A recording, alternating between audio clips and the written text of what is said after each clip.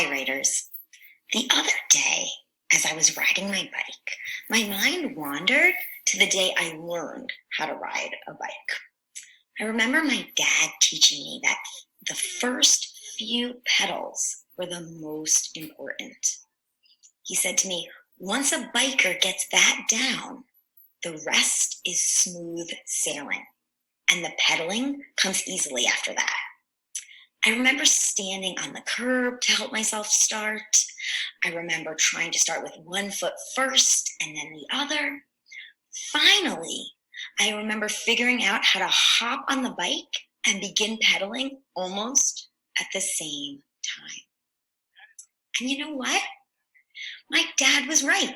Once I figured out the best way to start pedaling, the way that worked for me, the rest came easily.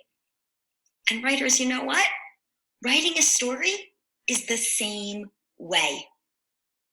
Just like I did on my bike, writers try out lots of different ways to start their story or leads and choose the one that makes the rest of the story flow easily.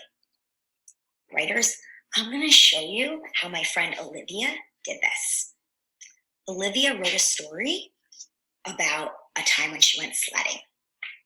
And she tried out 3 different leads to figure out which one kind of worked the best. She tried out one lead that had a little bit more small action.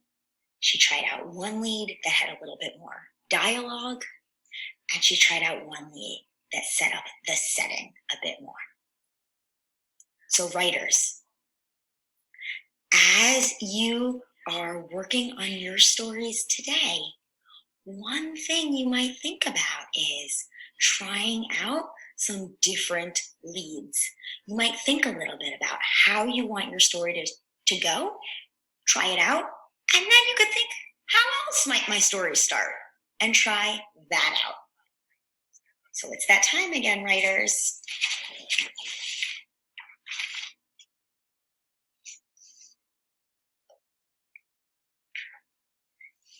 Right now you're going to think, what is my work for today?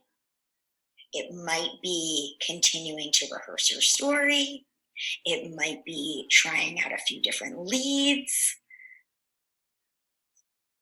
And what tools do I need? It might be a notebook, it might be a folder, it might be a checklist. And when you know your work and your tools, off you go.